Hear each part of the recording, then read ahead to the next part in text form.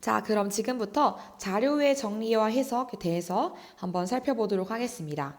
자, 이번 시간에 우리가 살펴보는 내용은 이 제목이 말하는 것처럼 자료를 어떻게 정리하고 그것을 어떻게 해석해 낼 것인가, 그래프를 어떻게 우리가 이해하고 통계 자료를 어떻게 해석해 낼 것인가에 대한 전반적인 내용이라고 볼 수 있어요. 그래서 그것의 일환으로 줄기와 잎그림 그리고 또 도수분포표, 히스토그램, 또 상대도수 이런 것들에 대해서 다양하게 좀 살펴보고자 합니다. 특히 가장 첫 번째로 배우는 이 줄기와 잎그림은 여러분 통계 파트에서도 특별히 자주 출제되는 부분인데요. 이제 확률과 통계 파트에서는 이 줄기와 잎그림이 가장 많이 출제되고 그리고 동시에 두 번째로 나오는 도수분포표도 여러분 많이 나오는 내용이니까 유념해서 봐두시면 되겠습니다. 자, 특별히 이제 우리가 지금 처음으로 살펴볼 줄기와 잎그림은 최근 4개년 개출 중에서 4번 출제가 되었어요. 2020년도 2회차, 2019년도 2회차, 2018년도 2회차, 그리고 2017년도 1회차까지 가장 최근 기출에서 이렇게 1년에 한 번씩은 꼭 나왔던 내용입니다. 자, 그러면 도대체 이 줄기와 잎그림이 무엇이냐? 자, 줄기와 잎그림에 대해서 보면 이제 줄기와 잎을 이용해서 자료를 나타낸 그림인데요. 쉽게 말해서 여기 보면 이렇게 줄기, 잎 이렇게 해서 표로 나타내는 거예요. 근데 이제 이걸 우리가 살펴보기 전에 기본적인 용어를 좀 알아야 합니다. 가장 먼저 알아야 할 것은 별량이라는 것이에요. 별량이 뭐냐? 뭐 점수, 키, 몸무게 등의 이런 어떤 자료들을 수량으로 나타낸 것. 예를 들어서 점수라면 50, 60, 뭐 75 이런 식으로 점수, 그다음에 키면 152, 163, 뭐 182 이런 식의 자료들 그것들을 수량으로 나타낸 거죠.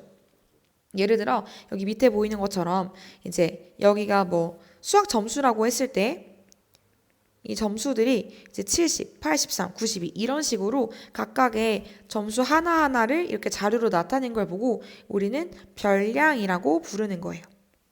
어떤 양이라는 거죠. 양인데 변할 수 있는. 그래서 각각의 그 자료들마다 이제 점수가 다 다른 거죠. 이런 걸 보고 별량이라고 합니다.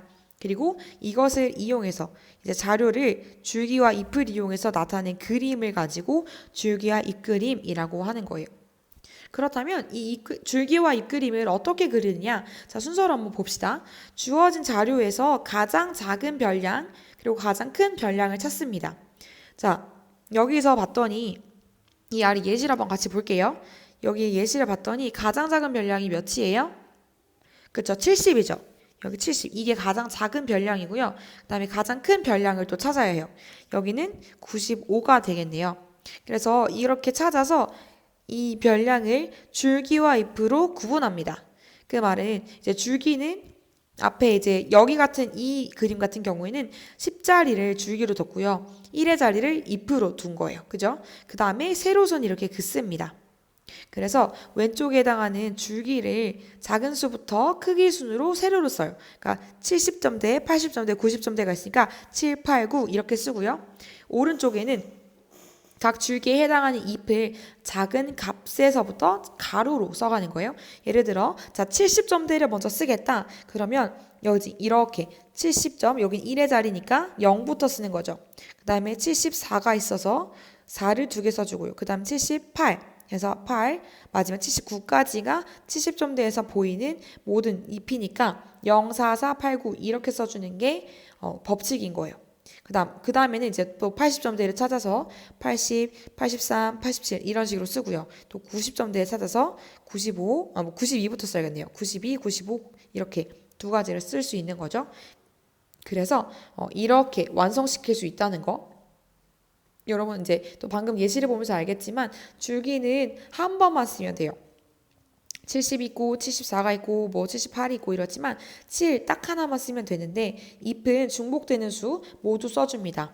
여기 74를 두 번 쓴 것처럼 같은 게 있으면 그냥 여러 번 써주시면 돼요. 이게 바로 줄기와 잎 그림을 그리는 방법이었어요. 자, 그럼 이제 넘어가서 우리 줄기와 잎 그린 다음에 도수분표표를 한번 보겠습니다. 자, 도수분표표에서는요, 여러분, 아까 이야기한 것처럼 도수분표표도 굉장히 출제가 잘 되는 부분이기 때문에 여러분 유념해서 봐주셔야 돼요. 자, 아까 2020년도 2회차 가장 따끈따끈한 문제가 줄기와 잎그림이었다면 바로 그 전 2020년도 1회차가 바로 도수분표표가 출제된 해였어요.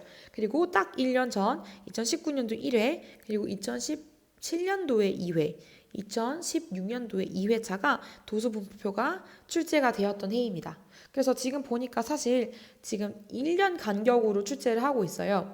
그러니까 1회차에 출제했으면 2회차에 출제하지 않고 그때는 이제 줄기와 잎그림을 했던 거죠. 그리고 2020년도 1회차에 도수분포표를 출제하고 2회차에는 줄기와 잎그림을 출제하고 이렇게 번갈아 가면서 내는 그런 양상이 있는데 만약에 이제 가장 최근 2개년의 패턴대로 간다면 올해는 도수분포표가 나올 수 있는 거죠. 그러니까 올해라는 것은 2021년도 1회차 4월 10일자로 나오는 경우에 도수분포표가 나올 수 있다는 거예요.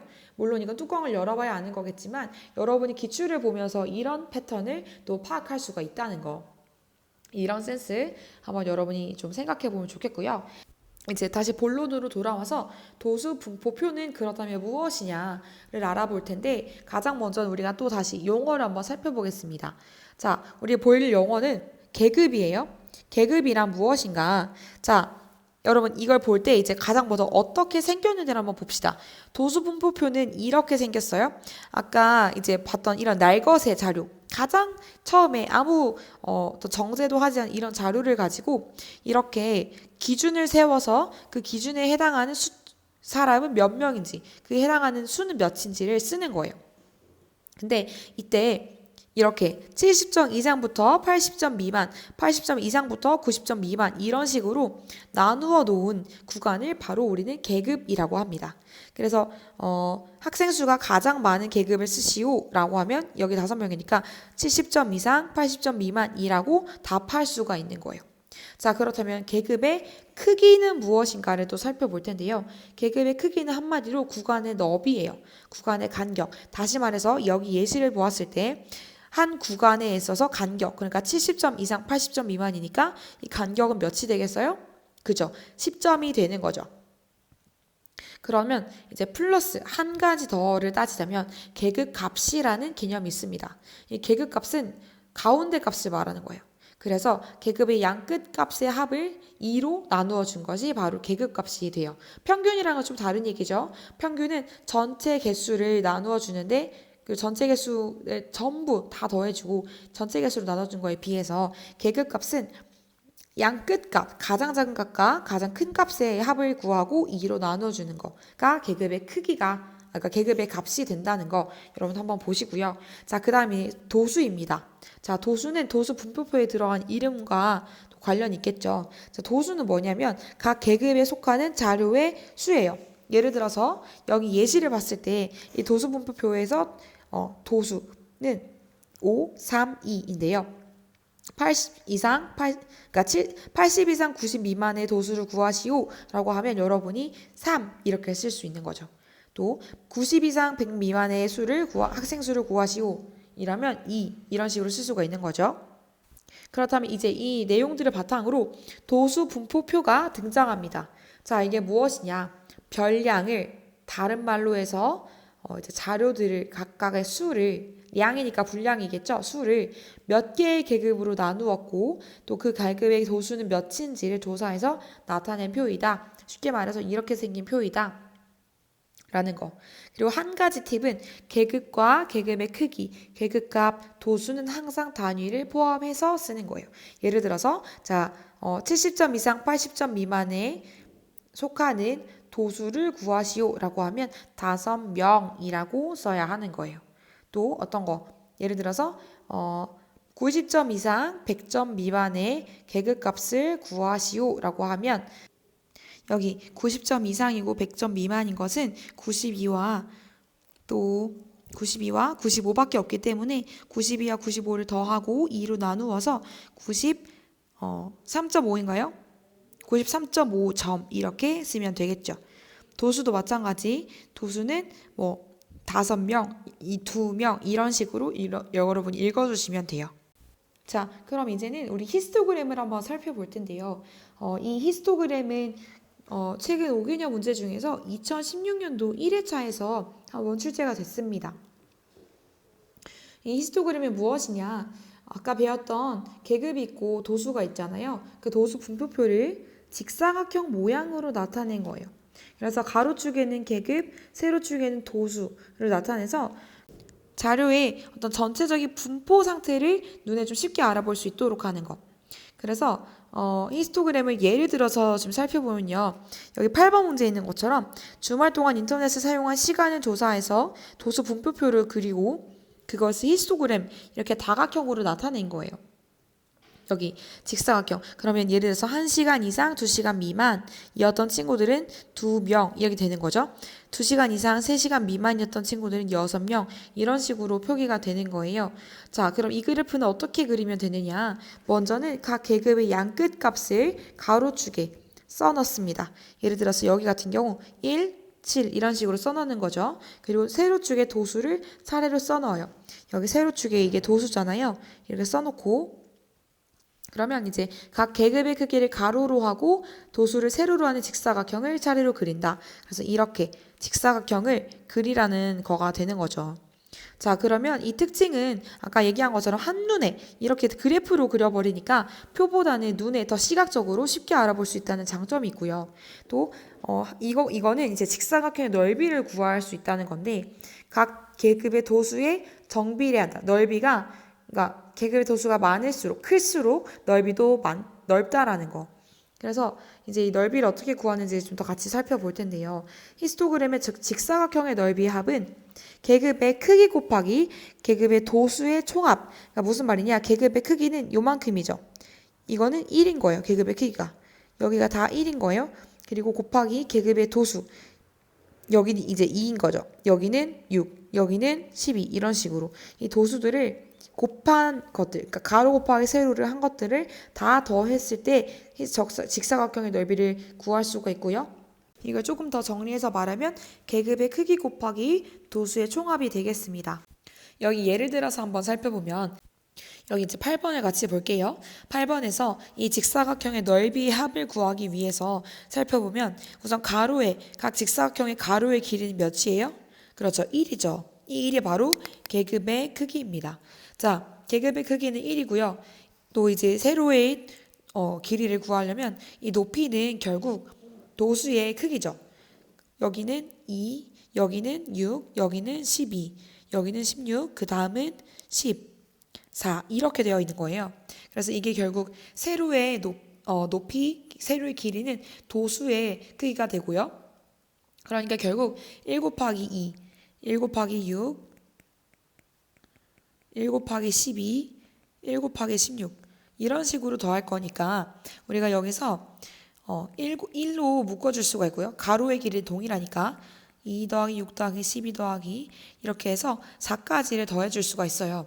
자, 그러면 제가 여기서 아까 생략을 했었던 거고 이걸 다 써주면 이제 뭐 16, 10 이렇게 쓸 수가 있겠죠?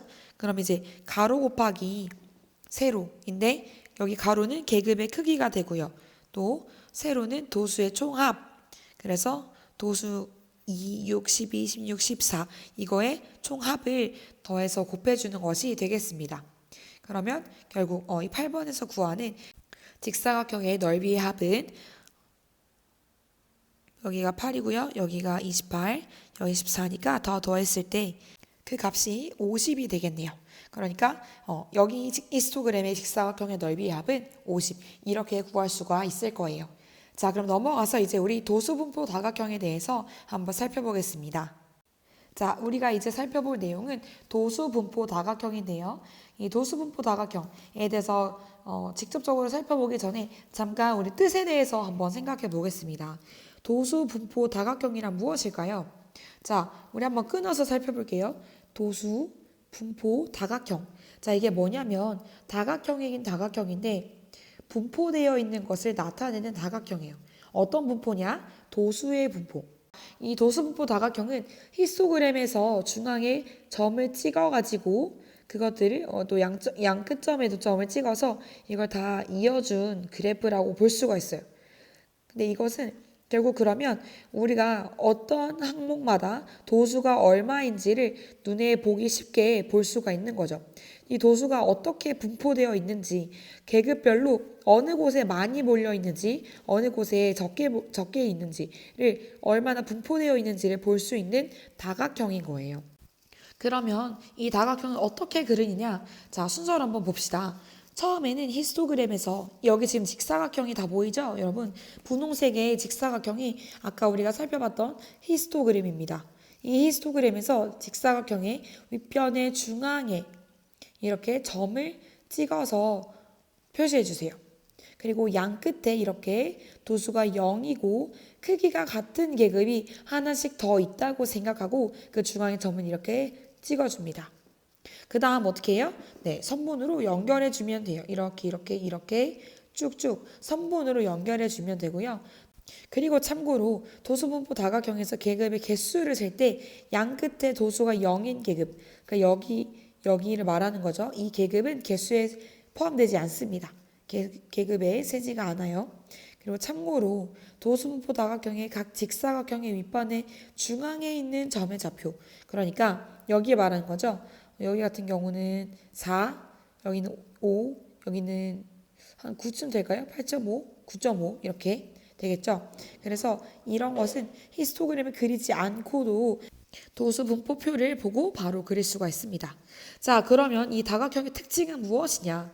자, 자료의 전체적인 분포 상태를 연속적으로 관찰할 수가 있다. 그리고 두 개 이상의 자료를 동시에 나타내서 비교할 때 좋습니다. 여러분, 히스토그램은 이것도 바로 딱 한눈에 보기 좋지만 직사각형이라는 게 그려져 있는 거에 한계 때문에 여러 개를 동시에 그리기는 어려워요. 대신 이렇게 점을 찍어서 연결해 놓은 이 도수분포 다각형은 우리가 두 개 이상을 표시해서 비교하기에 참 좋습니다. 그리고 참고로 이 도수분포 다각형과 가로축으로 둘러싸인 부분의 넓이, 그러니까 가로축은 여기 이렇게고요. 도수분포 다각형은 이렇게 되어 있으니까 이것의 넓이를 구하는 것도 우리가 할 줄 알아야 돼요. 근데 이 넓이는 직사각형의 넓이약과 동일합니다. 자, 그게 어떻게 그렇게 가능하냐? 자, 보면 여기 지금 도수분포 다각형은 이렇게 꺾으선 그래프처럼 생긴 거고요. 히스토그램은 이렇게 직사각형으로 되어 있어요. 그죠? 자, 여기를 보시면 지금 히스토그램 도수분포 다각형은 이렇게 되어 있어요. 여기서 지금 이 부분만큼의 넓이를 여기 위로 채워주는 거예요. 그죠? 또 마찬가지 여기만큼의 넓이는 동일한 합동이 삼각형이니까 여기로 채워주는 거죠. 마찬가지 여기는 또 여기로 이렇게 해서 결국은 우리가 이 직사각형으로 계산을 할 수가 있다는 것이죠. 이렇게. 그러니까 히스토그램의 넓이를 구하는 것과 동일한 거예요. 그래서 이 도수분포 다각형의 그 넓이는, 그러니까 도수분포 다각형과 가로축으로 둘러싸인 부분의 넓이는 히스토그램의 직사각형의 넓이의 합과 동일하다는 거 여러분이 이렇게 기억하고 구할 수 있으면 되겠습니다. 자, 그래서 여기까지가 이제 도수분포 다각형에 대한 내용이었는데요. 우리가 이제 다음 장에 있는 상대 도수는 사실 검정고시에서 거의 10년간 한 번도 출제되지가 않은 항목이에요. 우리가 앞에서 살펴봤던 도수 분포표, 히스토그램 이 두 가지 항목이 항상 통계 파트에서 번갈아 가면서 출제되는 항목이고요. 뒷장에 있는 상대도수에 관해서는 출제가 거의 되지 않고 있기 때문에 이 부분은 우리가 패스를 하도록 하겠습니다. 여러분이 중졸 수학 검정고시와 별개로 수학을 장기적인 관점으로 가지고 공부하실 때 그때는 반드시 공부하셔요. 다만 지금 검정고시 자체를 목적으로 하는 지금 수학 시간에는 제가 따로 다루지 않도록 하겠습니다. 그래서 여러분 우리가 지금 자료의 정리와 해석 파트에서 살펴봤던 내용들 제가 언급해서 얘기했던 그런 개념 관련한 문제들만 여러분이 풀어보시고요. 바로 다음 영상에서 문제풀이로 찾아뵙도록 하겠습니다. 수고하셨습니다.